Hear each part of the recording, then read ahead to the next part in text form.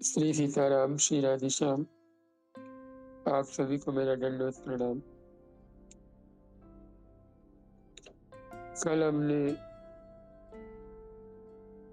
तुलसीदास जी विनय पत्रिका में सभी देवताओं से श्री राम पदारविंद की भीख मांगते हैं और ये भी सुना था कि साधक को अपने साकार प्रभु में मन लगाना चाहिए और किसी एक रूप नाम में मन लगाने की चेष्टा करनी चाहिए।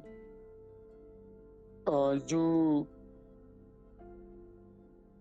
इधर उधर की बातें ज्यादा करते हैं, कभी निराकार, कभी साकार, कभी वेदांती, जो ऐसे होते हैं वे कभी भी भगवान को प्राप्त नहीं हो पाते और इसीलिए उन्हें शीघ्र सिद्धि भी नहीं मिलती। ऐसा हमने कल के सत्संग में सुना था। आज हम इसके आगे सुनेंगे। उसके पूर्व हम भगवान की स्तुति और नाम कीर्तन कर लेते हैं।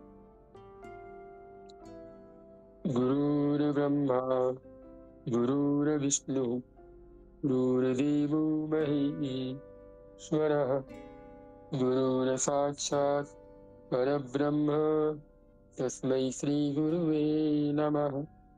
मूकं करोति वाचालं पङ्गुं लङ्घयति गिरिं यत्कृपातमहं वन्दे परमानन्दमाधवं सच्चिदानन्दरूपाय विश्वोत्पत्त्यादिहेतवे तापत्रयविनाशाय श्रीकृष्णाय वयं नमः। वंशी विभूषितकरान्नमनीदाभात् पीताम्बरादरुणबिम्बफलाधरोष्ठात् पूरदिन्दुसुन्दरमुखात् अरविन्दनेत्रात् कृष्णात् परं किमपि तत्त्वमहं न जाने। श्री सीताराम, श्री राधेश्याम।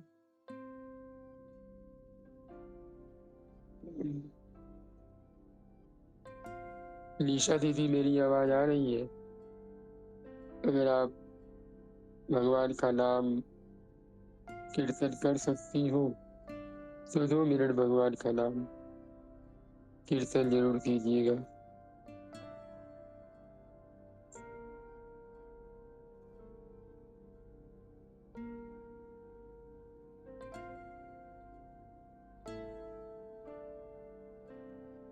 शशांक भैया, राधेश्याम। राधेश्याम भैया जी, आप 2 मिनट कर लीजिए। श्रीमन्नारायण नारायण नारायण श्रीमन्नारायण नारायण नारायण श्रीमन्नारायण नारायण नारायण श्रीमन्नारायण नारायण नारायण श्रीमन्नारायण नारायण नारायण श्रीमन्नारायण नारायण नारायण श्रीमन्नारायण नारायण नारायण श्रीमन्नारायण नारायण नारायण श्रीमन्नारायण नारायण नारायण श्रीमन्नारायण नारायण नारायण श्रीमन्नारायण नारायण नारायण श्रीमन्नारायण नारायण नारायण श्रीमन्नारायण नारायण नारायण। राधेश्याम। जी, राधेश्याम। तो आज हमें यहाँ से सुनना है कि प्रेम करने में विचार की जरूरत नहीं है। क्योंकि विचार करने से तो वस्तु का निश्चय होता है, प्रेम का नहीं। यानी प्रेम की परिभाषा तो अनिर्वचनीय है।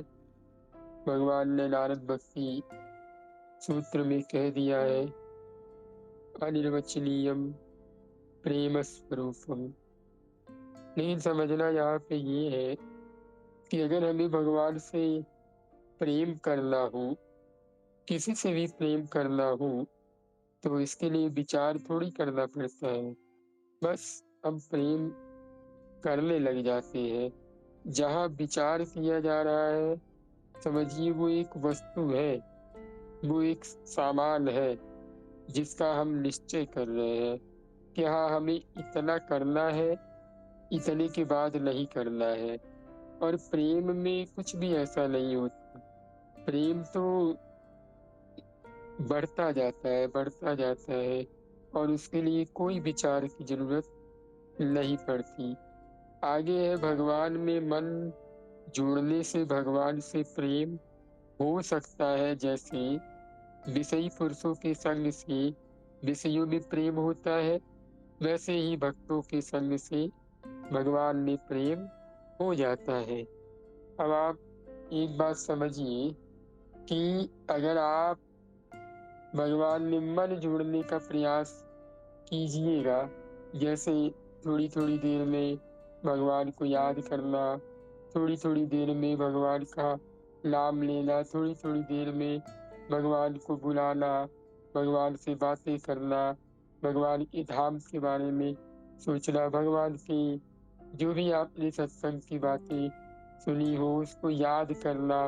माने जिस तरह से आप सत्संग में जाते हैं तो आपका मन थोड़ा बहुत भगवान में लगता है, और जैसे आप विषयी पुरुषों के संग में होते हैं तो हम देखते हैं ना कि वो उल्टी सीधी नशीले पदार्थों का सेवन करता है और तमाम प्रकार की उल्टी सीधी गालियों को बकता है। जैसे आप एक छोटे से उदाहरण से समझ लीजिए, आप छोटे हैं, 10-15 साल के हैं और आप पॉलिटिशियन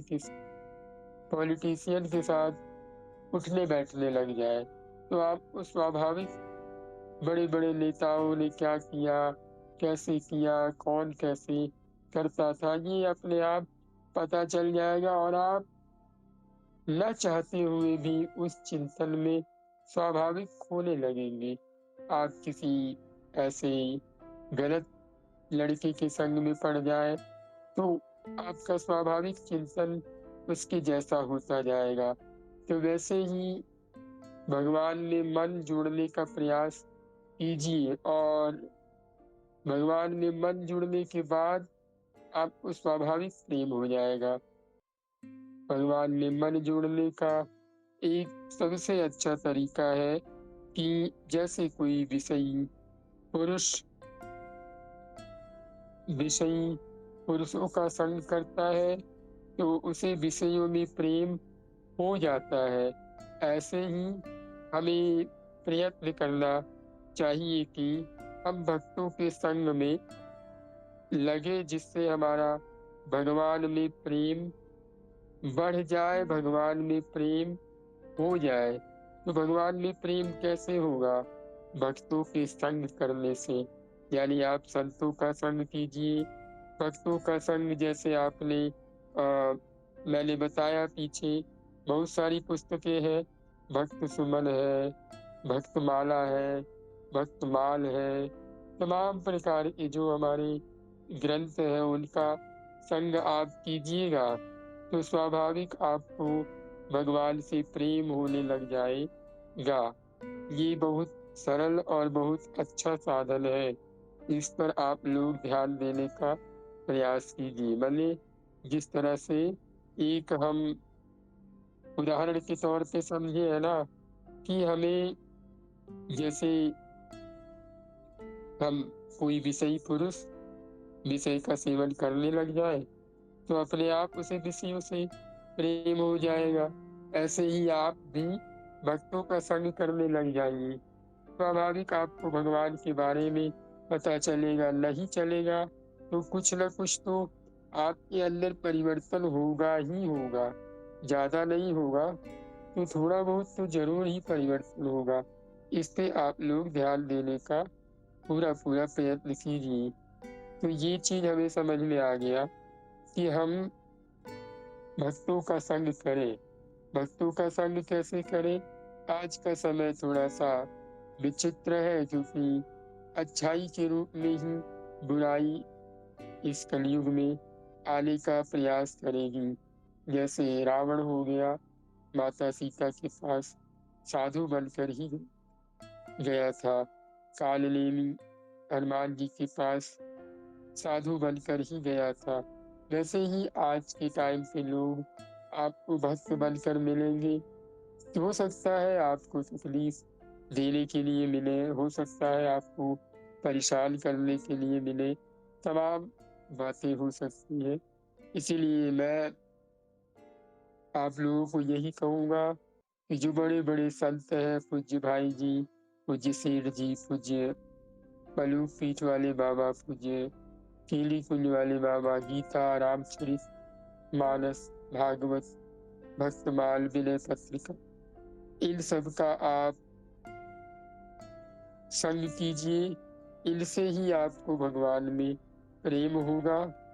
हम जैसे का क्या ही कहें, हम तो समय-समय पे परिवर्तित होने वाले जीव, हमारा तो क्या है, हम तो बस ये है कि हम इसीलिए अपना संग किसी को करने की आज्ञा नहीं देते, क्योंकि हमें पता है हमारी बुद्धि कितनी अच्छी है, कितनी नहीं, ये हम जानते हैं। इसलिए ठीक है, जो भी है, हम यहाँ पर किसी एक पर्टिकुलर इंसान का संग नहीं कर रहे हैं, यहाँ पर हम पूज्य उड़िया बाबा का संग कर रहे हैं। इस पर हमें बहुत ध्यान देना है। अगर आपको भगवान से प्रेम करना है तो क्या करना पड़ेगा? भक्तों का संग करना है। संतों से बड़ा, उनकी लिखी हुई पुस्तकों से बड़ा कोई भक्त संत नहीं है। इस पर आप लोग ध्यान देने का प्रयास कीजिए। आप लोग 2 मिनट बस भगवान का नाम कीर्तन कीजिए। थोड़ा-सा बस समय दीजिए, 2 मिनट। मैं 2 मिनट में आ रहा हूँ। आप लोग बस 2 मिनट कोई नाम कीर्तन करता रहे, मैं अभी आ गया। श्री राम जय राम जय जय राम, श्री राम जय राम जय जय राम, श्री राम जय राम जय जय राम, श्री राम जय राम जय जय राम, श्री राम जय राम जय जय राम, श्री राम जय राम जय जय राम, श्री राम जय राम जय जय राम, श्री राम जय राम जय जय राम, राम राम जय सीताराम, राम राम जय सीताराम, राम राम जय सीताराम, राम राम जय सीताराम, श्री राम जय राम जय जय राम, श्री राम जय राम जय जय राम, राम राम जय सीताराम, राम राम जय सीताराम, श्री राम जय राम जय जय राम,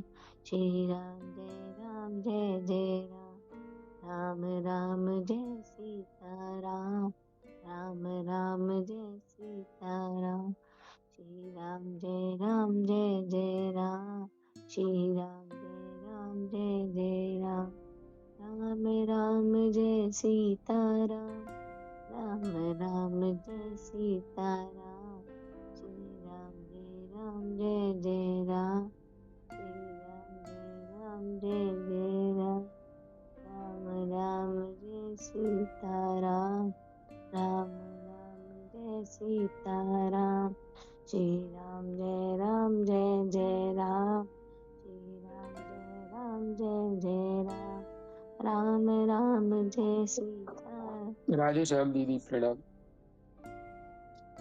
तो हमें इतना समझ में आ गया कि भगवान में मन लगाने का प्रयत्न कीजिए। मन कैसे लगेगा? जैसे विषयी पुरुषों के संग से विषयों में प्रेम हो जाता है, वैसे ही आप संतों और भक्तों का संग कीजिए, आपको भगवान में प्रेम हो जाएगा। इस पर आप लोग ध्यान दीजिए।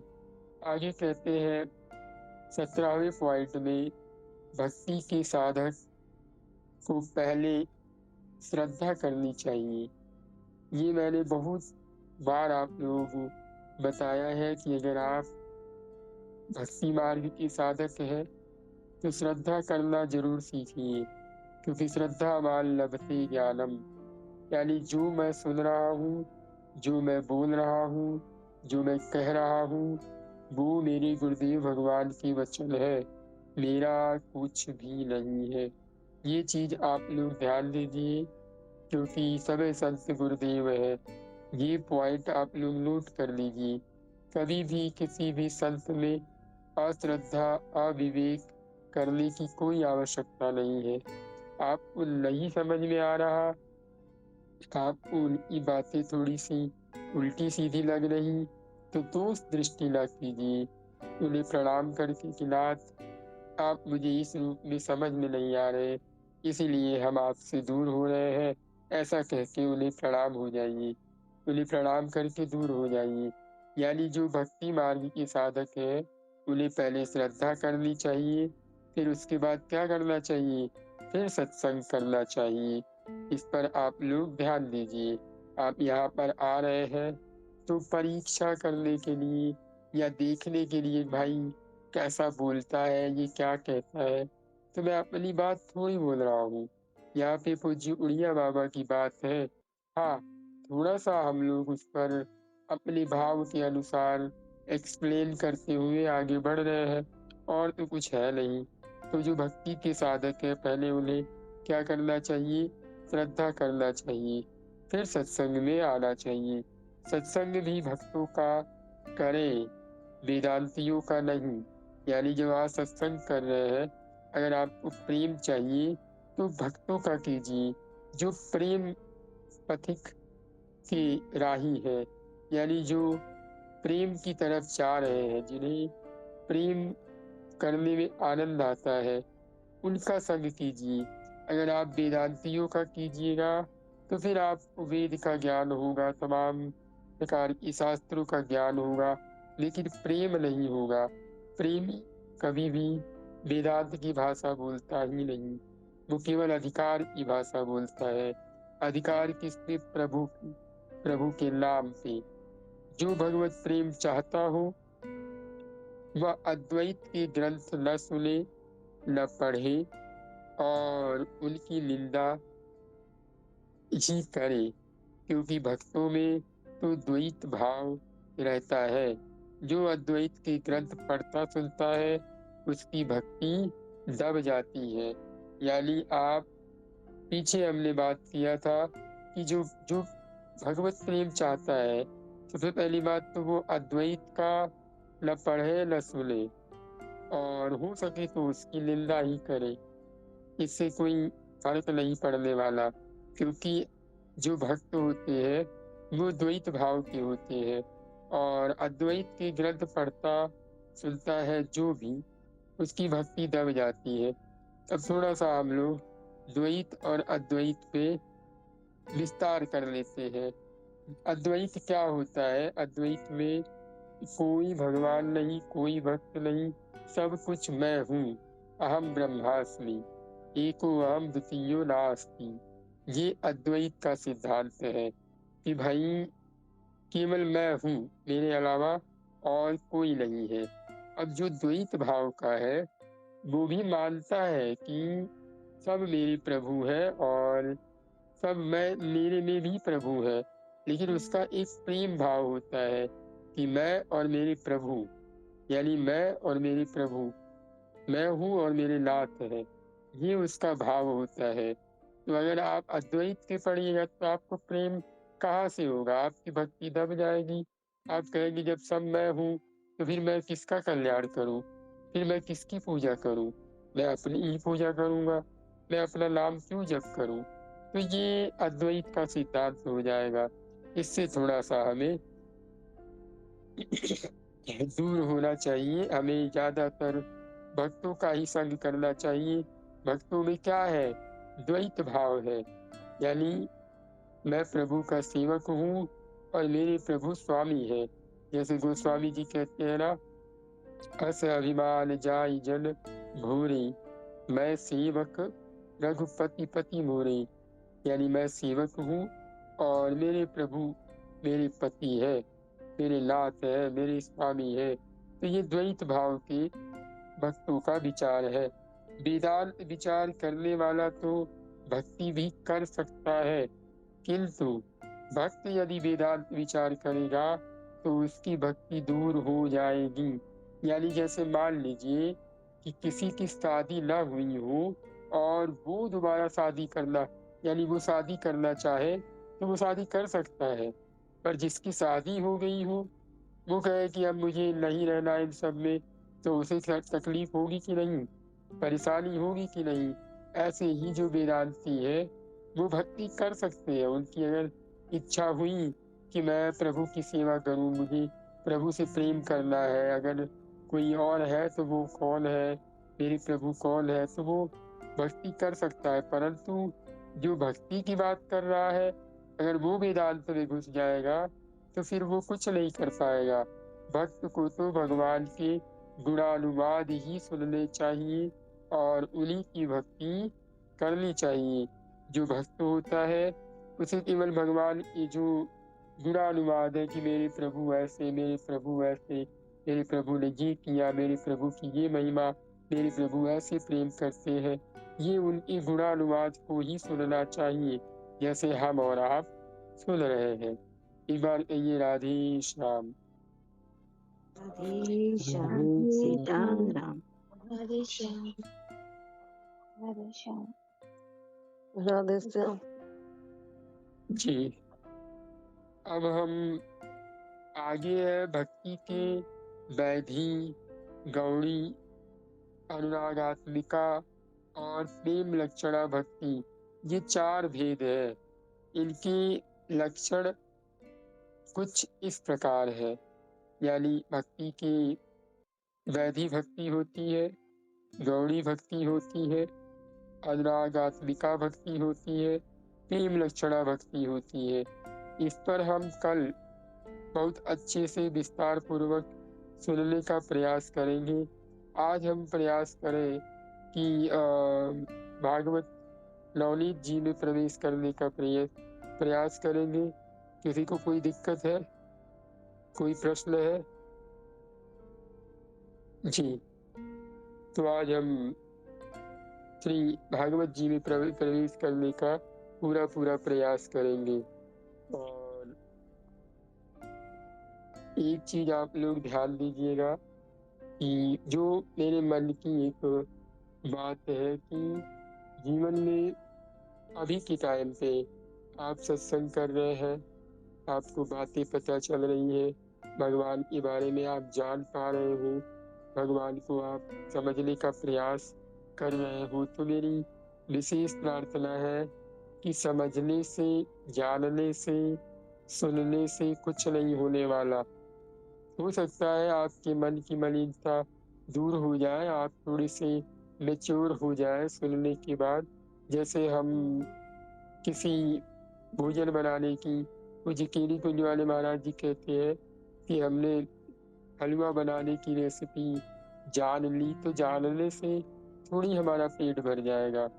आप लोग ये चीज बहुत ध्यान दीजिएगा कि हमने जाना है तो हम कितना टाइम स्पेंड कर रहे हैं, कितना टाइम उस जानने की चीज को मान करके दे रहे हैं। ठीक है, आप विनय पत्रिका जी पढ़ते हो, आपने एक नियम बनाया हुआ है, पर आप प्रयास कीजिए। मेरी विशेष प्रार्थना है कि भगवान से प्रार्थना कीजिए, भगवान से रोने का प्रयास कीजिए और अपने गुरुदेव, अपने इष्ट देव, तमाम संत हरिभक्त जन की भावमयी सन्निधि का एक अवसर लेने का प्रयास कीजिए। हमेशा उन्हीं लोगों के संग में रहिए। कोई भी बात हो, कुछ भी हो, उन्हीं से कहिए, उन्हीं से बोलिए, ज्यादातर मौन रहिए। ये संसार बड़ा भोला भाला है और बड़ा कपटी है, बड़ा विचित्र है। आप जैसे ही भक्त जान जाएगा, कोई भी नॉर्मली आपको जब कोई भक्त समझ लेगा, हम एक उदाहरण के तौर पे समझते हैं कि हम जाते हैं, कोई भी मेडिकल स्टोर होता है, वहाँ पर प्लस का सिंबल लगा के कोई भी लिख दिया कि ये ऐसी-ऐसी चीज़ें हैं। तो हम ये नहीं पूछते कि आपकी डिग्री क्या है, आपने करा क्या है, कैसे किया है, तो हम सीधे से जाके हम जान जाते हैं कि हाँ भाई, ठीक है, यहाँ पर हम अगर दवाएँ लेंगे, चीज़ें लेंगे तो हमें आराम हो जाएगा। तो ऐसे ही जब आप भक्ति मार्ग में बढ़ते हो, तो वो जो भोले-भाले लोग होते हैं, वो जो एकदम अनजान लोग होते हैं, तो वो आपके पास आते हैं तो वो ये नहीं पूछते कि आपने कितनी साधना करी है, आप कितना नाम जप करते हो। आप उन्हें जो मोटिवेशन देते हो, जो चीज़ें समझाते हो, वो बेचारे समझ जाते हैं। भोले-भाले लोग जो होते हैं, वे आपसे चमत्कार की आशा रखते हैं, वे आपसे सिद्धि की आशा रखते हैं।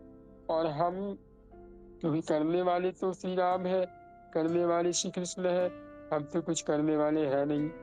हम तो बस बीच में लचाए जा रहे हैं।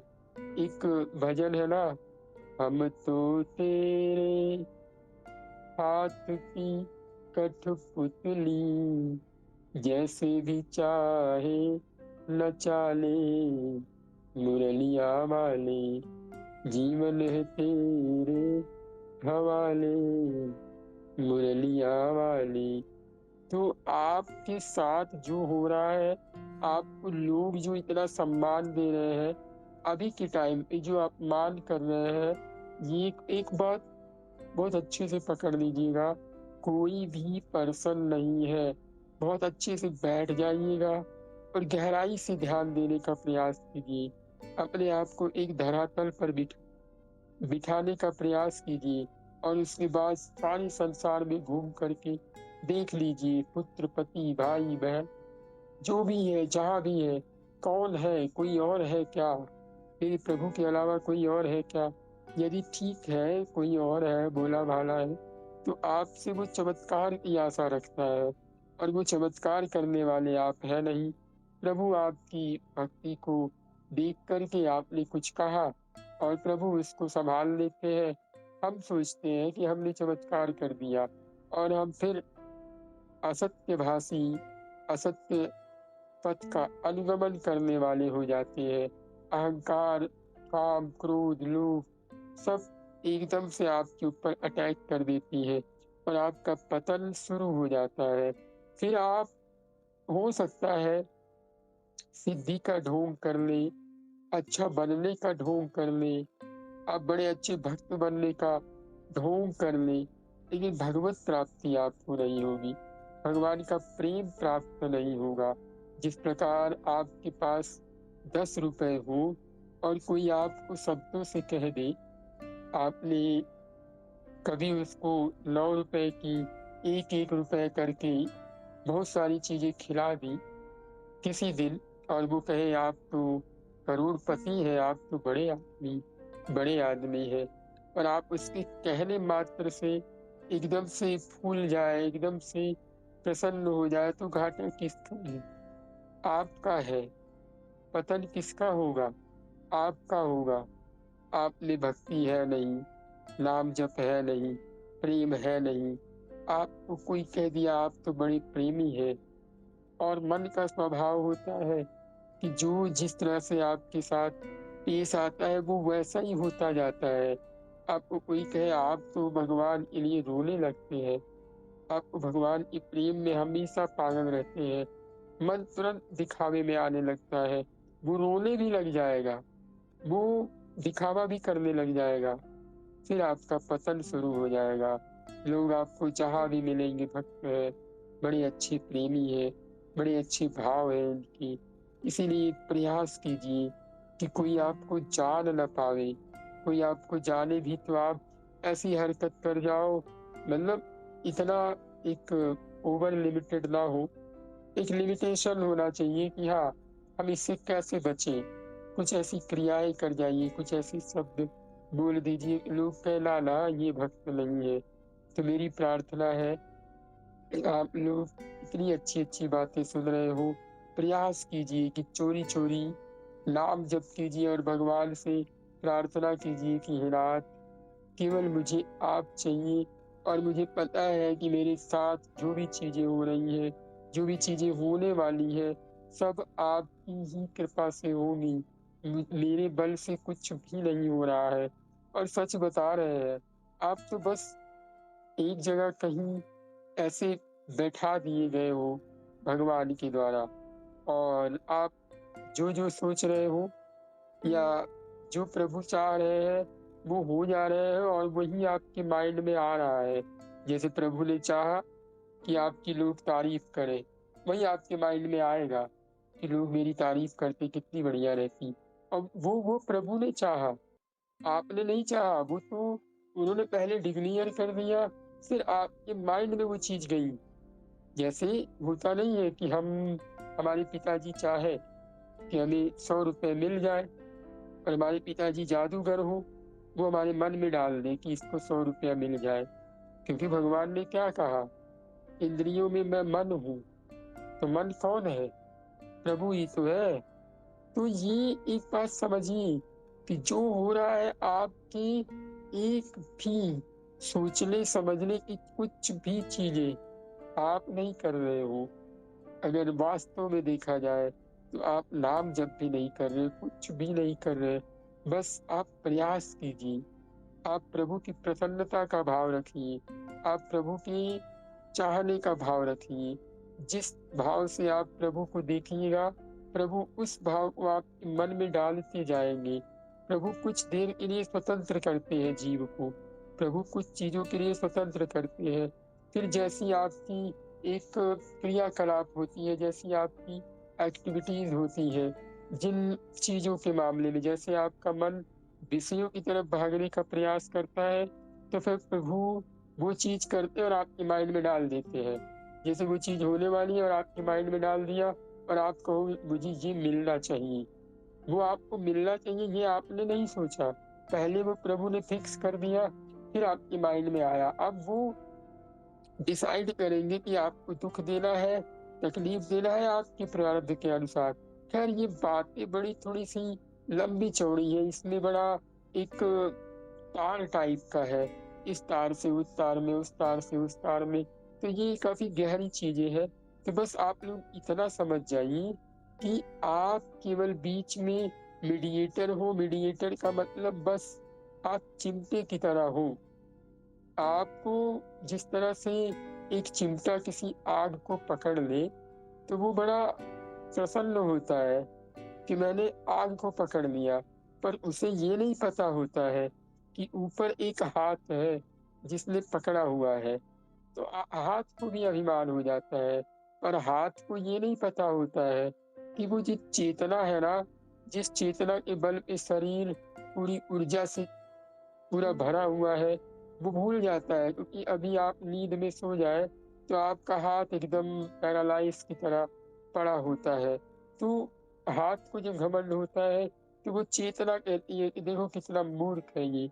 मैं मतलब बुद्धि के पास जा करके मैंने उसको कहा, तब जाके ये पकड़ पा रहा है। तो फिर बुद्धि को अभिमान होता है, बुद्धि बुद्धि के ऊपर चेतना कहती है इसको देखो, मेरे कारण सब कुछ हो रहा है। लेकिन चेतना को ये नहीं पता होता है कि वो चेतनता कौन देने वाला है, प्रभु। तो सब कुछ प्रभु को देखिए। आप लोग कहीं अभिमान में, कहीं किसी के बहकावे में, कहीं किसी की झूठी तारीफ में हंसने का प्रयास मत कीजिए। कोई आपको कहे आप भक्त है, तो आप अपने ऊपर वालों को देखिए कि जो दिन रात वृंदावन में अभी के टाइम पे नंगे हो करके एकदम दंडवती परिक्रमा दे रहे हैं, क्या हम उनके जैसे हैं? ये बस एक बचने का है। हमें ये अपना कंपैरिजन करके अपने टाइम को वेस्ट नहीं करना है। हमें बस अपने मन के अहंकार को, जब आपका मन अहंकार में आ जाए, तुरंत दिखाओ कि तुम्हारी कोई हैसियत नहीं है। उनसे जा करके मिलो जो 1.5 लाख, 2-2 लाख, 3-3 लाख नाम जप करते हैं। तुम 10 माला 15 माला फेर लिए, अपने आप को गोपी समझ रहे हो, अपने आप को भक्त समझ रहे हो, अपने आप को शांत भाव के उपासक समझ रहे हो। ये मन को चोट मारने की बात है, ऐसा समझना चाहिए। समझने से ही तो प्रेम बढ़ेगा। लेकिन जहाँ अहंकार दिखाई दे, वहाँ अपने मन को चोट मारिए कि मेरे जैसा कोई नहीं है। जहाँ ये शब्द आ जाए, वहाँ ये देखिए कि मैं चिमटे के जैसा हूँ, मैं बस चलाया जा रहा हूँ। तो मेरी बात इतनी सी है कि आप लोग ज्ञान को समझ करके, ज्ञान को जान करके, किसी का कल्याण नहीं होने वाला है। कोई जान गया, समझ गया, इससे किसी का कल्याण नहीं होगा। बिनु हरि भजन न भव तरई, यह सिद्धांत का पीर। बिना भगवान के भजन के कोई भी इस भव सागर से पार नहीं होने वाला। इस पर आप लोग ध्यान दीजिए। कभी भी अभिमान की तरफ अग्रसर मत होइए। बहुत विनम्र रहिए, बहुत झुक कर रहिए। भगवान को प्राप्त करने का केवल एक ही साधन है, दीनता। दीनता जितनी ज्यादा आप विनम्रता अपने अंदर लाएंगे, जितनी ज्यादा आप अपने अंदर दीनता लाएंगे, क्योंकि यही दरबार दीन को आदर, यह दीनों का आदर है। यह घमंडियों का, अभिमानियों का आदर नहीं है। अपने आप को हमेशा कहिए, नाथ सकल साधन में हीना, कीन्ही कृपा जान जन दीना। प्रभु मैं तो समस्त साधनों से हीन हूँ, आपने मुझ पर अपना दीन जन जानकर कृपा किया है, और हमेशा ऐसी कृपा बनाए रखिए। कभी भी अभिमान, गर्व से भरी बात मत बोलिए। किसी को आशीर्वाद, किसी को श्राप देने की भावना मत लाइए। मैं भक्त हूँ, तूने मुझे कष्ट दिया है, क्या तेरे साथ ये हो जाएगा, मैं तुम्हें आशीर्वाद देता हूँ, जाओ, तुम्हारा कुछ नहीं बिगड़ेगा। ये सब मत कीजिए। भगवान बड़े दुखी होते हैं कि 2 रुपए कमाए नहीं और लुटाने में लग जाते हो। इससे क्या सिद्ध हो जाएगा? अपने पैसे को बचा बचा के रखिए, बचा बचा के रखिए। अरे इस संसार में लोभी मनुष्य अपने पैसे को कितना बचा के रखता है, और आप भजन को ऐसे लुटा दे रहे हो, जा तेरा सत्यानाश हो जाएगा, जाओ मैं तुम्हें आशीर्वाद देता हूँ, तुम्हारा काम हो जाएगा। अरे आप कहिए, मैं प्रभु से प्रार्थना करूंगा कि आपका कल्याण हो जाए। प्रभु बेचारा मूर्ख है, सतबुद्धि नहीं है, आपके हम क्या कहें, आपकी ही माया है। हम किसको मूर्ख कहें, किसको समझदार कहें? हमारा ही कोई प्रारब्ध रहा होगा, तभी तो वो ऐसी क्रियाएं कर रहा है। तो इन सब चीजों पे आप ध्यान दीजिए। अपने आप को एकदम छोटा, अपने आप को एकदम विनम्र बना के रखिए। किसी को कुछ भी कहने की आवश्यकता नहीं है। जो आपकी एक रिस्पॉन्सिबिलिटी है, जो आपकी एक जिम्मेदारी है, उसको अच्छे से निभाइए। ज्यादा परेशान मत होइए, ज्यादा हड़बड़ाने का प्रयास मत कीजिए। किसी के चक्कर में पड़ करके मोह में अपनी भक्ति मत गवाइए। जो आप 4 बजे उठ करके इतनी परिश्रम करके प्रभु कृपा से भक्ति कमा रहे हो, क्या आपके अंदर वास्तविकता में प्रभु के लिए रोना आ रहा है? प्रभु के लिए चाह उत्पन्न हो रही है? कोई आपकी झूठी तारीफ कर दे, अरे तुम तो बड़ा सत्संग सुनती हो, तुम तो बड़ा सत्संग सुनते हो, प्रभु में तुमको तो बड़ा प्रेम, बड़ा अच्छा भक्त है, 4 बजे उठ जाता। अरे 4 बजे उठ जाने से तुम भक्त थोड़ी हो जाओगे। क्या जो 8 बजे उठ रहा वो भगवान का भक्त नहीं है? जो 2 बजे उठ रहा वो भगवान का भक्त नहीं है? जो 10 बजे उठ रहा वो भगवान का भक्त नहीं है? आप भगवान के भक्त हो। अरे अपने आप को तो तृणादपि सुनीचेन, तृण से भी छोटा समझने का प्रयास कीजिए कि नाथ मैं कुछ नहीं हूँ, मैं कुछ नहीं हूँ, मैं तो केवल आपका हूँ।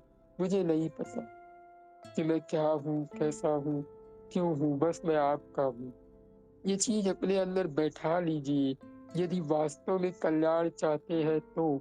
नहीं तो बहुत सारे लोग आए और बहुत सारे लोग चले गए। यहाँ पर एक बात समझिएगा, भक्ति मार्ग में अगर 1000 लोग चलेंगे ना, तो 100 लोग भगवान के पास तक जाएंगे। 100 लोगों में से कोई 1 या 2 लोग भगवान को प्राप्त कर पाएंगे।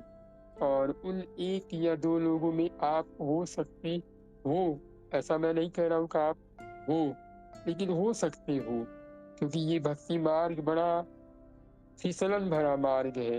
आपको लोग भगवान बना देंगे, आपको लोग चमत्कारी बना देंगे, आपको लोग भक्त बना देंगे। बस मन का स्वभाव है थोड़ी सी तारीफ आ जाना, उसके बाद गिर करके मर जाना।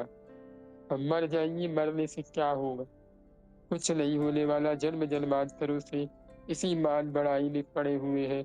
कोई तारीफ करे तो क्या हो गया? किसकी तारीफ कर रहा है? झूठी तारीफ। कोई वास्तव में तुम्हारी तारीफ कर रहा हो तो भी सोचिए कौन सी तारीफ कर रहा है। मैं क्या भक्त हूँ? कोई कहे आप तो 4 बजे उठ जाते, तो इसमें क्या हो गया? जैसा मुझे उठना चाहिए वैसा मैं उठ पा रहा हूँ। आपके अंदर एक कसर रहनी चाहिए, कमी रहनी चाहिए। यहाँ तक कि कोई आपको कुछ कहे, गाली दे, तो क्या हो गया? दे दिया दे दिया, वो मेरी कौन सी जान ले लिया? एकदम मौन रहकर, मतलब किसी को देखिए ही मत, सीधे सीधे अवॉइड करने की क्षमता रखिए। अपने अंदर इतना ज्यादा एक निरपेक्षता लाइए कि किसी से कोई मतलब नहीं। कोई आपको कुछ बोल जाए, आप एकदम पड़पड़ा जाते हैं कि नहीं, कैसे बोल दिया तूने, तेरे में इतनी क्षमता कैसे हो गई, मुझे जानता नहीं, मैं इतना बड़ा भक्त हूँ, मैं भगवान का ये हूँ, मैं भगवान का वो हूँ। क्या हो? अपनी औकात देख लो, अपने अंदर एक क्षमता देख लो। कुछ नहीं हो आप, कुछ भी नहीं हो। मैं आप कोई कुछ नहीं है। ये जो बोल रहे हैं, कर रहे हैं, इसमें कोई भी कुछ नहीं है। इसीलिए अपनी एक क्वालिटी देखनी हो, अपनी एक मजबूती देखनी हो। कोई गाली दे और आपको फर्क ही ना पड़े भाई। जैसे मान लो आप किसी महफिल में गए हो और उस महफिल से आपको कोई लेना देना नहीं है, लोग आपको वहां पे गाली दे रहे हो, लोग आपकी वहां पे तारीफ कर रहे हो, और आपको पता है कि यहाँ अभी 2 घंटे बाद मार दिया जाऊंगा, आपको 2 घंटे में मरना हो, और लोग आपकी कहे अरे बड़े अच्छे आदमी है यार, अरे बड़ा बेकार आदमी, आप कहेंगे क्या है, अभी 2 घंटे में मार दिया जाऊंगा, इससे मतलब क्या मिलेगा मुझे? तारीफ करने से, बुराई करने से आप क्यों इतना छटपटा जा रहे हो? क्यों इतना दुखी हो जा रहे हो?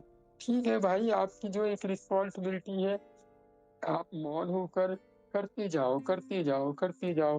क्यों? क्योंकि ये सजा है मेरी, इसको मुझे भोगना पड़ेगा, मेरा पड़ोसी नहीं भोगेगा। आपके पास बीवी है, बच्चे है, पति है, पत्नी है, घर का काम है, काज है, पढ़ाई है, लिखाई है, ये कोई और नहीं करने आएगा, ये आपका दंड है, आपको भोगना पड़ेगा। लेकिन उसमें नाम जप, भगवान की स्मरण कंपलसरी है। आप ये ना भूल जाओ कि मैं तो निरपेक्ष हूँ, मुझे किसी से कोई मतलब नहीं, ये नहीं वो नहीं। ये कहने से क्या होगा? वो जैसे सेठ जी महाराज कहते हैं, कहना पड़ रहा है मतलब तुम्हारे पास नहीं है, जो चीज तुम बता रहे हो मतलब तुम्हारे पास है नहीं, तुम दिखाने का प्रयास कर रहे हो, झूठे को सत्य बनाने का प्रयास कर रहे हो। तो वास्तव में यहाँ पर जितने भी लोग हैं, मेरी प्रार्थना है, किसके लिए बोला जा रहा है, क्यों बोला जा रहा है, मैं सच बता रहा हूँ अपने बल से, गुरुदेव भगवान की, कि मैं बोलने वाला नहीं हूँ। मैं आप लोगों की तरह नॉर्मली सुनने आता हूँ। कौन बोल रहा होता है, कैसे बोल रहा होता है, किसके लिए बोल रहा होता है, ये भगवान जाने। तो आप लोगों से मेरी प्रार्थना है, कोई आपको गाली दे जाए शांत, कोई आपकी तारीफ कर जाए शांत हो जाइए, कि मेरे में ऐसी क्वालिटी है ही नहीं। कोई आपको गाली देगा, अगर आप वास्तव में है तो स्वीकार कर लीजिए कि अच्छा तो है, गाली दिया बढ़िया है, मेरे कायदे ही ऐसे हैं, मेरे काम ही ऐसे हैं गाली देने लायक। और कोई काम आपने किया ही नहीं और वो गाली दे रहा पागल है, देने दो, मैंने ऐसा कुछ किया ही नहीं, तो देने से क्या होता है? लेकिन ये चीज हमें समझ में नहीं आती ना, हम मेच्योरिटी का यूज नहीं करते, हम 2 मिनट में एकदम सांप की तरह फनफना जाते हैं कि छू कैसे दिया तूने, गाली कैसे दे दी। अरे भाई, कोई फ्रांसी आपको गाली दे तो अब आप कुछ बोलिएगा, अब आप कुछ कहेंगे, क्योंकि आपको पता है उसकी भाषा समझ में आ ही नहीं रही है, वो क्या बोल रहा है, क्यों बोल रहा है, हमें समझ में शब्दों से क्या हो जाता है। अगर बुरे शब्दों में इतनी ताकत है तो भगवान का नाम लीजिए, जिसमें इतनी पावर है, वो तो आप नहीं सुन रहे हो। वो सुनने के बाद आपको इतनी फनफनाहट नहीं होती, इतना आप फनफना नहीं जाते। समझ में आ रहा है ना कि हम बुरे शब्दों को सुनने के बाद, अच्छे शब्दों को सुनने के बाद, जो झूठा है, जिसका कोई मतलब नहीं है, जो आज है कल नहीं होगा, पर भगवान का नाम सत्य था, सत्य है और सत्य रहेगा। जो स्वामी जी ने कहा, चहु जुग चहु श्रुति नाम प्रभाऊ, करी विशेष नहीं आनऊ पाऊ। चारों युगों में, चारों श्रुतियों में केवल केवल नाम की महिमा है। इस कलयुग में और कोई साधन नहीं है। आप हठ पूर्वक ज्ञान भक्ति जो भी प्राप्त कर ले, कुछ नहीं होने वाला जब तक आप नाम जप नहीं करेंगे। आपको बुरे शब्द, आपके शरीर के लिए एक झूठा अच्छा शब्द बड़ा प्रभावित कर जा रहा है आपको। भगवान का नाम सुनने के बाद आपको कोई प्रभाव नहीं हो रहा, आप रो भी नहीं रहे हैं कि देखो राधा राधा बज रहा है, राम राम बज रहा, मुझे रोना नहीं आ रहा है, मेरे अंदर कोई हलचल नहीं हो रही है, मेरे अंदर कोई चेतनता नहीं आ रही है, मैं अपने प्रभु का दर्शन नहीं कर पा रहा हूँ। क्या है? अब बताइए कौन से भक्त है आप? कौन सी भक्ति है आपकी? आप एक नाम सुनने के बाद आपको रोना नहीं आ रहा है और आप कहते मैं भक्त हूँ, मैं बहुत बड़ा साधक हूँ। और कोई गाली दे दे आप तुरंत एकदम उठ के खड़े हो जाते हैं, अरे तूने गाली कैसे दे दिया, तेरी हैसियत कैसे हो गई? और जबकि वो झूठा शब्द है, झूठा झूठा बिल्कुल झूठा, जिसका कोई मतलब नहीं। कोई आपकी तारीफ कर दे, अरे मन ही मन मुस्कुराते हैं, एकदम पूरा एकदम तन्मयता आ जाती है, उमंग बढ़ जाता है कि और कोई तारीफ करे, थोड़ा सा और, थोड़ा सा और मेरे बारे में कहा जाए, थोड़ा सा और। ये क्या है? सब भगवान के नाम के लिए ऐसा हुआ? भगवान का नाम हम इतना सुन रहे, कोई गाता है हम कहते हैं पता नहीं कैसे गा रहा है, मुझे गाने को दिया जा, अभी देखो राग में गाएंगे बढ़िया एकदम। ये क्या है? बाहर निकलिए इससे, भक्ति मार्ग में चल रहे हैं, वास्तविक कल्याण चाहते हैं तो, अन्यथा मरने के लिए तैयार रहिए। कुत्ते बिल्ली की योनि आपके लिए बनी हुई है, सबके लिए, सबके लिए, कोई भी हो, मैं हूँ, आप हूँ। इसलिए इतना नाम जप कीजिए, इतना नाम जप कीजिए, एक मिनट भी, जैसे कोई एक मुंबई जाने वाला जब तक मुंबई नहीं पहुंच जाता ना, तब तक वो रुकता नहीं है, थकता नहीं है, चलता जाता है, चलता जाता है।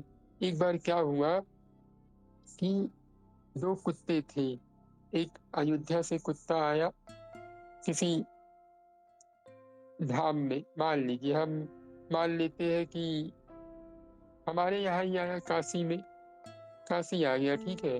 अयोध्या से काशी कुत्ता आया और अयोध्या के कुत्ते ने कहा कि चलो, यहाँ तुम बढ़िया भोजन वोजन नहीं पाते, हम लोग चलते हैं अयोध्या। तो उस काशी के कुत्ते ने कहा कि भाई बड़ा दिल लग जाएगा क्या अयोध्या जाने में? उसने कहा हाँ लगेगा, तो इस पर तो ध्यान देना पड़ेगा। तो उन्होंने कहा ठीक है, हम 20 दिन का टारगेट बनाते हैं कि गांव गांव में रुक रुक के आराम आराम से चला करेंगे। तो उन्होंने कहा ठीक है, डन, डन कर लिया। अब वे लोग बढ़िया एकदम, उसको अयोध्या के कुत्ते ने समझाया कि एकदम मस्त भोजन मिलता है, एकदम जहां भी जाओ वहां केवल खाने ही, और कोई टेंशन नहीं, मस्त खाओ पड़े रहो, जहां जाओ जिसके यहाँ जाओ 4 रोटी मिलता है, 10 रोटी, मतलब पूरा तारीफ करके समझा दिया कि भाई क्या क्या चीजें होती हैं। तो एकदम काशी का कुत्ता खुश हो गया कि ठीक है चलो। अब वो दोनों चलना शुरू किए, जहाँ वो जाते, वहाँ जिस गांव में रुकने का प्रयास करते, वहाँ बहुत सारे कुत्ते उनको घेर लेते और वो भागने लगते और भाग जाते। तो वो कुत्ते जो उनको घेरते, वो केवल दौड़ा लेते थे, काटते नहीं थे। अब वो भाग जाते वहां से कि भाई यहाँ रुकने लायक नहीं है, चलो चलो आगे चलो। आगे गए, आगे भी वही हाल, आगे गए, आगे भी वही हाल। तो उन्होंने जो रास्ता 20 दिन में तय करना था, वो उन्होंने 2 दिन में तय कर लिया। मतलब ये बात आप लोग समझने का प्रयास कीजिए कि अगर वो किसी भी गांव में रुक करके लड़ने का प्रयास करते, किसी से अपनी पावर दिखाने का प्रयास करते, तो मारे जाते, घायल हो जाते और वो अपनी मंजिल तक नहीं पहुंच पाते। ऐसे ही आप लोग अगर भक्ति मार्ग के लिए निकले हो, तो कोई आपको कुछ कहे, देखो और मुस्कुराओ और आगे बढ़ दो, किसी पे ध्यान मत दो, क्योंकि ये सब कुत्ते की तरह है। इनसे लड़ेंगे ना तो मारे जाएंगे, पक्का मारे जाएंगे। बेटा बेटी, पति पत्नी, किसी का भी मोह मत रखिए, अंदर से, बाहर से दिखाइए कि बढ़िया है, ठीक है, कोई बात नहीं, आप लोग बढ़िया रहो, स्वस्थ रहो, भगवान आप लोगों की कृपा करे, प्रभु आपकी सहायता करे। ये सब आप अपने शब्दों से कहिए, लेकिन अंदर से वो कुत्ते वाली हाल रखिएगा जल्दी जाना है तो किसी से कोई मतलब नहीं, किसी से कोई मतलब नहीं। जाहि न चाहिए कबहु कछु, तुम सन सहज स्नेह।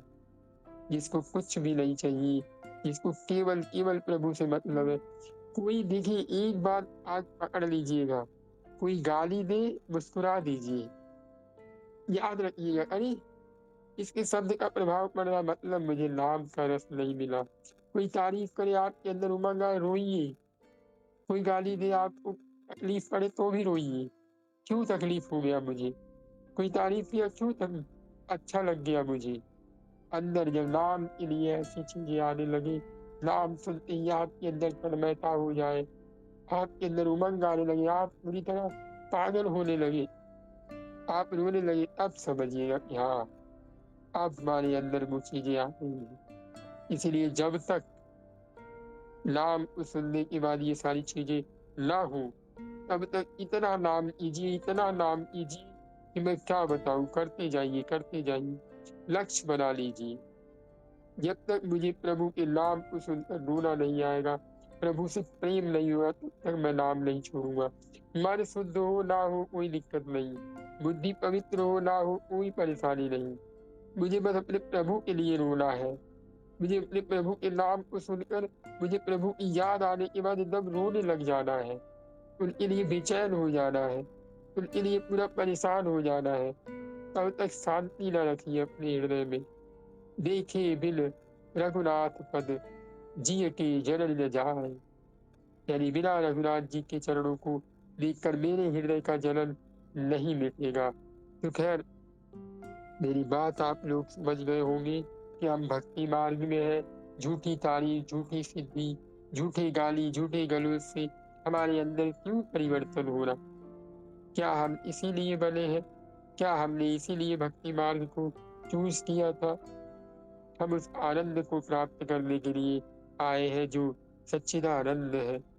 हम यहाँ फिर वही है कि मतलब हमसे तो अच्छे वो है जो माया में डूबे हुए हैं, हम तो उनसे भी बेकार हैं। तो ये चीज आप लोग ध्यान दीजिएगा। आशा करता हूँ आप लोगों को कुछ बातें जरूर समझ में आई होंगी जो आपके हित के लिए हो। ये भक्ति मार्ग की बहुत छोटी चीज है, इसमें थोड़ा सा मिस्टेक हो गया ना और हम यही मारे जा रहे हैं। मैंने एक बात समझिए ना कि क्या दिक्कत है हमारे जीवन में, यही समझना है। जी राधे श्याम, प्रणाम। आप कुछ कहना चाहती हैं? चंचल दीदी, राधे श्याम। राधे श्याम, प्रणाम। भैया, सत्संग का असर ज्यादा टाइम तक क्यों नहीं रहता मेरे साथ? मतलब थोड़े टाइम तक रहता है, उसके बाद फिर वो गलतियां रिपीट हो जाती है। नाम तो है ना, सत्संग में आपने क्या सुना? आपको सत्संग का असर चाहिए या आपने जो सत्संग में सुना वो आपके लिए जरूरी है? क्या गाली का असर आपके ऊपर पूरे दिन भर रहता है? थोड़ा ही देर तो होता है ना। हो सकता है उसकी बातों का असर हो, लेकिन वो बातें आपको हिट कर जाती है कि नहीं। तो ये चीज आपको समझिए कि वो बातें वहां पे क्या आपको मिली। लड़ाई, आप दिन भर लड़ाई का असर आपके ऊपर दिन भर नहीं होता, लड़ाई में बोले गए शब्द का असर होता है। तो इतना तो आपको भी पता है कि सत्संग में हमने क्या सुना कि नाम ही जपना है। तो वो तो आपको हमेशा चिंतन होता रहता है, जब भी आप कुछ करने जाते हो, जब भी आप कुछ करोगे, तो ये चीज आपके माइंड में आता है ना कि नहीं, हमने सुना है कि नाम जप से सब हो जाएगा, नाम जप से सब होगा। तो ये सत्संग है, ये एक इन्वायरमेंट है जहाँ पे आप बैठे हो, ये एक हवा चल रही है। यहाँ पर जैसे कोई आदमी मर जाए तो आपके अंदर स्वाभाविक ये आता है कि हम भी मरेंगे, हमारी भी मृत्यु होगी, हमें भी एक दिन मृत्यु ले जाएगी। तो वहाँ का एक माहौल होता है। जैसे आप वहाँ से बाहर निकलते हो, अरे काम करना है, रोटी बनाना है, उनको खिलाना, उनको पिलाना, फिर आप बाहर निकल जाते हो। तो अभी आप एक आवरण में हो सत्संग के। तो यहाँ पर आवरण में बैठ करके बढ़िया से अपने हृदय में एक चीज ठूस ठूस कर भर लीजिए कि नाम करना है बस। तो तब तक नाम करना है जब तक प्रभु न मिल जाए, प्रभु का प्रेम न मिल जाए। तब प्रभु से कहिए, प्रभु मुझे केवल केवल आपका प्रेम चाहिए। तो यहाँ बैठ कर के निश्चय कर लीजिए, पूरा एकदम धारणा पक्की कर लीजिए कि नहीं, अब केवल केवल भगवान को पाना है।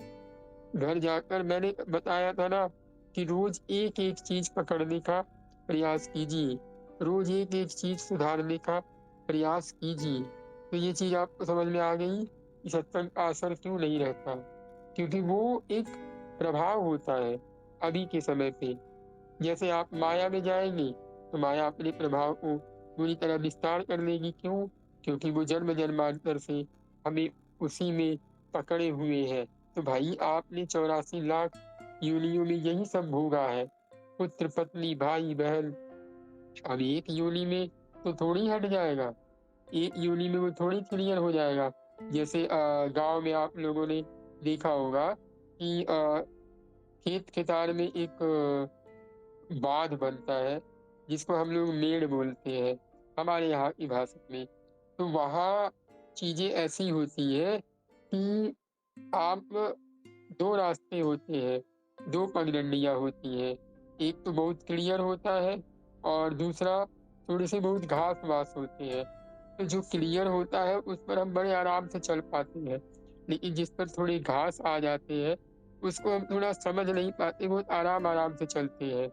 तो समझने की बात ये है कि हमने जन्म जन्मांतरों से एक ही रास्ते पे चलने का अभ्यास किया है, यानी पुत्र भाई पत्नी ये सब जैसे ही अब स्वाभाविक इसमें आते हैं, हमें बड़े अच्छे से चल पाते हैं, बड़े अच्छे से रोल निभा लेते हैं, प्यार कर लेते हैं, अपना बना लेते हैं, गले से लगा लेते हैं, क्योंकि ये हमने किया है। लेकिन जैसे हम भगवान के मार्ग पे आते हैं, यानी इस वाले रास्ते पे, अब हमें तकलीफ होना शुरू, यार वो तो बड़ा अच्छा रास्ता था, यहाँ पे बड़ी तकलीफ है। लेकिन नाम जप रूपी सत्संग रूपी फावड़ा लेकर उस घास को साफ करते जाइए, साफ करते जाइए, और नाम रूपी झाड़ू से झाड़ू लगाते जाइए, फिर वो घास नहीं जमेगी। फिर धीरे धीरे वो जो माया का रास्ता है ना, उस पे घास जमना शुरू होगा, फिर वहां चलने में आपको तकलीफ होगी। तो ये सिद्ध होगा कि आप यहाँ पर काम करना शुरू कीजिए। आप माया में गए तो आप एकदम, ये अभ्यास से होगा। यहाँ आपको सहजता में चीजें मिल रही है, लेकिन जैसे आप यहाँ से बाहर निकलोगे थोड़ी सी कठिनाई आपको मिलेगी, तो वहाँ आपको थोड़ा सा बल लगाना पड़ेगा। किसके बल से? अपने गुरुदेव भगवान की, अपने प्रभु से प्रार्थना करके कि नाथ मैं आपको भूलूं नहीं। थोड़ी देर में तो इतना कह ही सकते हैं, ये आपका स्वभाव है, ये आप कर सकते हो, आप में पावर है। आप ये नहीं कह सकते भैया मुझसे नहीं होता या मैं नहीं कर सकता। होगा, निश्चित होगा। आप कुछ करिए, कुछ उपाय बनाइए, अपनी कुछ ऐसी चिंताओं को बनाइए, चेतनाओं को बनाइए, हो जाएगा, आपसे भी होगा। आप थोड़ी थोड़ी देर में 5-5 मिनट में आप एक दिन मिस्टेक कर जाएंगे तो अगले दिन के लिए तैयार होइए कि आज नहीं हुआ कल मैं करूंगा, कल कीजिए, कल नहीं हुआ कल 10 बार होगा, आज 5 बार हुआ, कल 10 होगा, परसों 20 होगा, आगे दिन 40 होगा। होगा, आप थोड़ा सा रिग्रेट फील करेंगे, पक्का होगा, निश्चित होगा। तो ये चीज आपको समझ में आ गई। सत्संग आपको सहजता में एक पावर देती है, लेकिन आप उस पावर का इस्तेमाल घर पर जाकर नहीं कर पाते हैं, तो वहां आपको करना है। खा करके सो गए तो इससे थोड़ी काम बनेगा। खाया, थोड़ी देर आराम किया, फिर जाकर के आप काम कीजिए। तो यहाँ आपको भोजन मिला, आपके मन को बल मिला, आपकी बुद्धि को बल मिला, तो अब उस बल का उपयोग कीजिए, अब उस पावर का इस्तेमाल कीजिए। इस्तेमाल कैसे करना है? थोड़ा थोड़ा करके, धीरे धीरे करके। आज 10 होगा, परसों 20 होगा, कल 40 होगा, होगा धीरे धीरे। तो प्रयास कीजिए, एकदम से नहीं हो जाएगा, थोड़ा थोड़ा करके कीजिए। आज 10 का टारगेट बनाया, 5 बार हुआ। मैं आपको अपनी एक आदत बताऊं, मैं जब बहुत पहले था, तो ये तो गुरुदेव भगवान की कृपा से ही छूटा है। पहले मैं बहुत गालियां देता था, तो मैंने फिर धीरे धीरे एक वो बनाया कि आज दिन भर में केवल 10 बार गाली दूंगा। तो 12, 13, 14, 15 बार हो गया। तो अगले दिन थोड़ा और बल लगाया कि आज पक्का 10 बार दूंगा। तो फिर 13 हुआ, धीरे धीरे करके 9 हुआ, धीरे धीरे करके 5 हुआ, 4 हुआ, 6 हुआ, ऐसे ऐसे करके अब वो जब गाली की बात आती है तुरंत आता है, अरे मैं गाली देने जा रहा हूँ, ना गाली नहीं देना है। फिर धीरे धीरे एक और चीजें बनी कि भाई अब हम हेलो नहीं बोलेंगे। जब किसी का फोन आता है तो जब कोई ऐसी परिस्थिति आ जाती है जहाँ हेलो बोलना पड़े, वहाँ हम बोल तो रहे होते हैं हेलो, लेकिन अंदर आता है कि यार मैं हेलो बोल रहा हूँ, मुझे हाँ जी अच्छा ऐसे करके बोलना था। तो ये अभ्यास से हुआ है, अचानक से नहीं हुआ। जैसे हम कहते हैं राधे श्याम प्रणाम, तो प्रणाम का हमने नियम लिया कि छोटा हो चाहे बड़ा हो प्रणाम करना ही करना है। तो ये अभ्यास से हुआ है।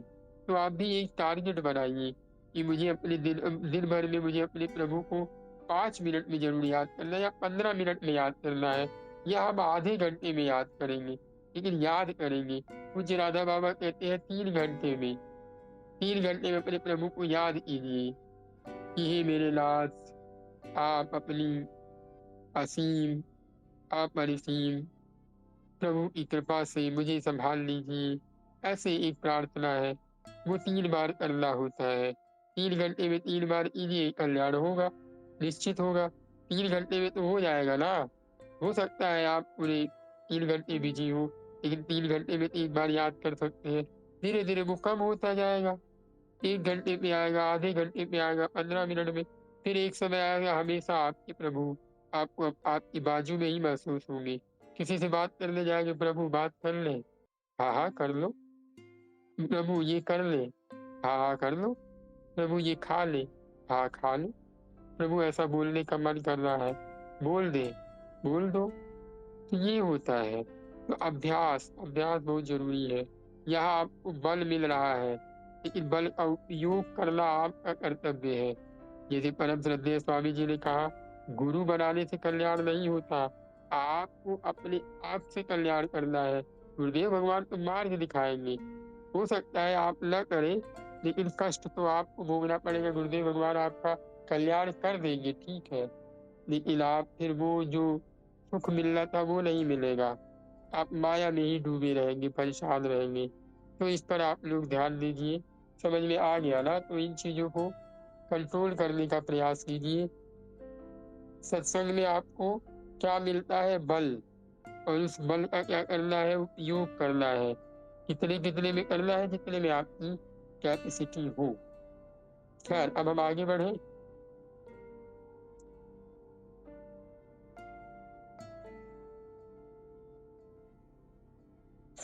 जी, अब हम आगे बढ़ते हैं। आज श्री राम लक्ष्मण द्वारा यज्ञ रक्षा। कल हमने देखा था कि महर्षि विश्वामित्र जी ने उनके पिताजी से राम लक्ष्मण को मांगा है। हम लोगों ने सोचा था कि आज ज्यादा पढ़ लेंगे, लेकिन क्या करें, बोलने की वासना ज्यादा है। सोचते हैं आप लोग इतने प्रेम से आते हैं, मैं भले डूब जाऊं, लेकिन जो मैंने संतों से सुना है वो कम से कम आपको ईमानदारी से बता तो दूं। शायद मेरे प्रभु इसी में प्रसन्न हो जाए, क्योंकि मेरे में और कोई साधन तो है नहीं। पर शायद आप लोग बात मान ले तो आप लोग का कल्याण तो हो ही जाएगा। मेरा क्या है, मैं तो गुरुदेव भगवान भरोसे, मेरे में क्या कहा जाए। ठीक है, आप लोगों को, आप लोग आशीर्वाद, आप लोगों के प्रेम से धीरे धीरे चीजें सही हो जाएंगी। खैर, अब हम आगे बढ़ते हैं। कल हमने यहाँ तक सुना था कि विश्वामित्र जी राम लक्ष्मण जी को मांगे हैं और मांग करके ले गए हैं, और उनके पिताजी उनको दे नहीं रहे थे। तो बाद में गुरु वशिष्ठ ने समझाया कि आप परेशान ना हो, मैंने देखा है राम की पत्रिका को, राम का लगन होने वाला है, तो उसका लगन होने के लिए ही विश्वामित्र जी आए हैं, आप घबराए नहीं। तो ये चीज समझाया। फिर उनकी माँ ने गुरु विश्वामित्र जी को बताया कि मेरा राम, मेरे लक्ष्मण माखन मिश्री बहुत खाते हैं। फिर हमने माखन मिश्री का भाव समझा कि माखन की तरह मृदुल और मिश्री की तरह मीठे बनने का प्रयास कीजिए, यानी मीठी वाणी बोलिए और एकदम सरल स्वभाव बनाने का प्रयास कीजिए। भगवान उसी को ग्रहण करते हैं जो ऐसे भाव वाला होता है। ये हमने भाव सुना था। अब हम आगे बढ़ते हैं। श्री राम लक्ष्मण द्वारा यज्ञ रक्षा। वाल्मीकि रामायण में वर्णन आता है, विश्वामित्र राम लक्ष्मण के साथ जंगल में जाते हैं। राम लक्ष्मण राजकुमार है। विश्वामित्र जी ने विचार किया, ये बड़े कोमल है, गर्मी बहुत है। विश्वामित्र जी ने राम लक्ष्मण को बला और अति बला नाम की विद्या दी है। भूख लगे नहीं, प्यास लगे नहीं, ऐसी विद्या दी है। ऋग्वेद में ऐसी कुछ मंत्र है जिन्हें सिद्ध करने से भूख और प्यास नहीं लगती। ब्राह्मणों के पास मंत्र शक्ति थी। बला अति बला विद्या विश्वामित्र जी राम लक्ष्मण को देते हैं। विश्वामित्र जी के आश्रम में प्रभु आए हैं। विश्वामित्र जी को कहा, आप यज्ञ करो। सुंदर मंडप की रचना की है। यज्ञ मंडप के द्वार में राम लक्ष्मण खड़े हैं। राम श्याम है, लक्ष्मण गौर है। राम जी पीला पीताम्बर पहनते हैं, लक्ष्मण जी नीला पीताम्बर पहनते हैं। छाती विशाल है, कपाल भव्य है, नेत्र दिव्य है, धनुष बाण लिए हैं। राम जी के हाथ घुटनों को स्पर्श करते हैं। जिसके हाथ घुटनों को स्पर्श करे वह महान भाग्यशाली योगी होता है। आप बैठे बैठे घुटनों को हाथ लगाओ, इसका अर्थ नहीं तो आप लगेगा कि मेरा भी हाथ लगता है। यानी आप बैठे बैठे घुटनों को हाथ लगाओ तो इसका अर्थ ये थोड़ी है कि मेरा भी लगने लगा। ऐसा नहीं होता। खड़ा होने पर जिसका हाथ घुटनों को स्पर्श करे वह ही भाग्यशाली होता है। जैसा हमने सुना है कि पूज्य नीम करोली बाबा और पूज्य श्री शेर जी महाराज के भी बहुत बड़े बड़े हाथ थे, घुटनों से भी बड़े। तो यहाँ राम जी का भी ऐसा ही है। श्री राम अजान बाहु है। श्री राम जी के हाथ लंबे हैं। एक वैष्णव ने रामचंद्र जी से पूछा था, आपके हाथ बहुत लंबे हैं, ऐसे लंबे हाथ क्यों रखे हैं? रामचंद्र जी ने कहा, मेरे भक्त जब दर्शन के लिए आते हैं तब एक एक को मिलने की मुझे इच्छा होती है। मेरा भक्त बहुत मोटा होता है तो उसे बराबर अपनी बाहों में ले सकूं, इसीलिए मैंने हाथ लंबे रखे हैं। राम तो ऐसे सरल है, सभी से मिलने के लिए तैयार है। रीछ और बंदरों से मिलते हैं, उनके साथ प्रेम से बातें करते हैं। मानव अभागा है, मानव को कभी ऐसी इच्छा नहीं होती कि भगवान से मिलना है, परमात्मा के साथ एक होना है। अभी हमने पीछे वही चर्चा करी कि हम लोग इतने बुद्धिहीन हैं, कोई कुछ बोल दे, कोई कुछ कह दे, उसे फंस के लड़ने मरने के लिए तैयार। हमारा लक्ष्य ही नहीं है भगवान को पाना। हम तो सोचते हैं आलू गाजर है, भगवान जब चाहेंगे तब मिल जाएंगे। ऐसा नहीं होता है। हो सकता है मेरे शब्द थोड़े गंवारों वाले हों, मेरे शब्द थोड़े गंवार जैसी हों, लेकिन भावनाओं पे आप लोग ध्यान दीजिएगा। आप लोग बड़े भक्तजन हैं, मेरे शब्दों को ध्यान देकर मुझे ये ना समझिएगा कि बड़ा उद्दंड है, कुछ भी बोलता रहता है। आप लोगों से अगर मेरी बातें बुरी लग जाए तो क्षमा करने का प्रयास कीजिएगा। बस प्रभु की तरफ आप लोग लग जाए, मेरा क्या है। मैं तो आप लोगों के शरण में हूँ, मेरा तो वैसे ही कल्याण हो जाएगा कि मैं आप लोगों की शरणागति में हूँ। बस आप लोग कृपा कीजिए। तो मानव क्या है कि अपना कल्याण नहीं चाहता, प्रभु से मिलना नहीं चाहता। आप जब किसी मानव से मिलते हैं तब आपको सुख मिलता है। जब भगवान से मिलोगे तब कैसा आनंद होगा। विचार कीजिए, राम तो सभी से मिलने के लिए तैयार है। विश्वामित्र जी यज्ञ करते हैं, अग्नि में आहुति देते हैं, आहुति अग्नि में देते हैं, किंतु विश्वामित्र जी की आंख राम लक्ष्मण में है। राम लक्ष्मण का दर्शन करते हुए यज्ञ करते हैं। कोई भी सत्कर्म करो उस समय आंख भगवान में रखो, सत्कर्म में भगवान का दर्शन हो, भगवान का स्मरण हो, तो ही सत्कर्म सफल है। भगवान में आंख रखने का अर्थ यह है कि भगवान ही सब कुछ कर रहे हैं। जो कुछ अच्छा होता है वो भगवान करते हैं, जो कुछ बुरा हुआ, ये बहुत अच्छा पॉइंट लगता है, वो मैंने किया है।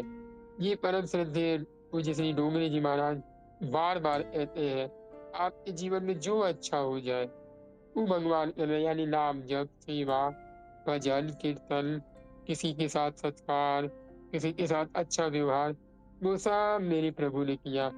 जहाँ मिस्टेक हो वहाँ अपने आप को कोसिए कि कैसे मैंने नाम जप नहीं किया, कैसे मैंने भजन नहीं किया। यहाँ पर ये बहाना ना लीजिए, शायद प्रभु की इच्छा नहीं थी तभी हमने भजन नहीं किया, शायद प्रभु की इच्छा नहीं थी तभी हम उनसे अच्छे से व्यवहार नहीं किए। नहीं, ऐसा नहीं है।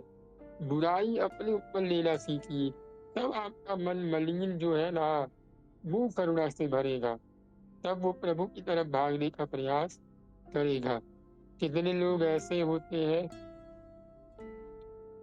कितने लोग ऐसा मानते हैं कि सत्कर्म मानव निमित्त है, यानी सत्कर्म में मानव निमित्त है, भगवान मुख्य है। हमारी ऋषियों ने वर्णन किया, निमित्त भगवान है और मुख्य भी भगवान है।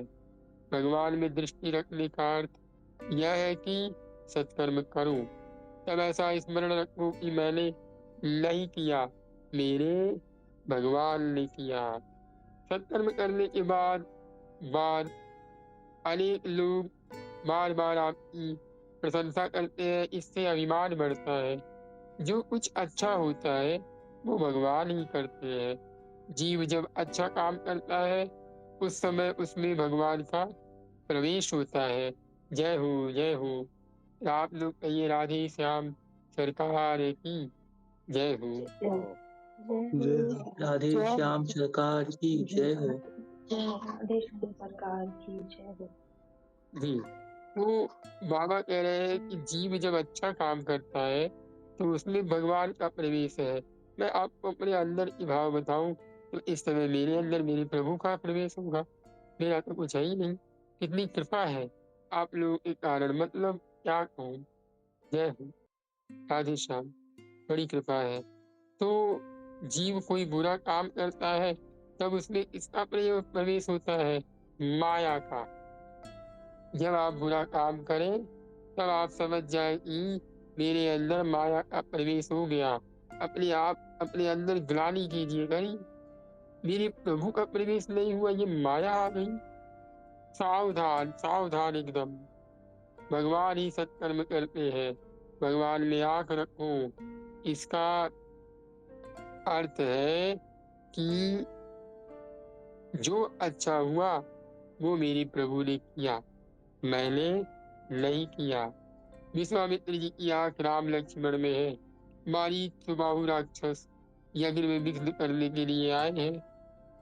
वाल्मीकि रामायण में वर्णन है कि 6 दिन और 6 रात्रि भगवान ने जागरण किया है, विश्वामित्र जी के यज्ञ का रक्षण किया। विश्वामित्र जी को अतिशय आनंद हुआ। राम लक्ष्मण को अनेक आशीर्वाद दिया है। राम लक्ष्मण विश्वामित्र जी के आश्रम में विराजमान है। उसी समय जनकपुरी से श्री जानकी जी के स्वयंवर की पत्रिका आई है। एक बार ये श्री सीताराम सरकार की जय हो। जय हो। सीताराम सरकार की जय हो। विश्वामित्र जी को निमंत्रण आया है, श्री सीता जी का स्वयंवर है। विश्वामित्र जी ने रामचंद्र जी से कहा, जनकपुरी से निमंत्रण आया है, मुझे यहाँ से जनकपुरी जाना है, आप साथ में आओगे? रामचंद्र जी ने कहा, मेरे माता पिता की आज्ञा है कि गुरुदेव की सेवा करूं, आप जहाँ जाओगे नाथ, आपके पीछे पीछे हम जाएंगे,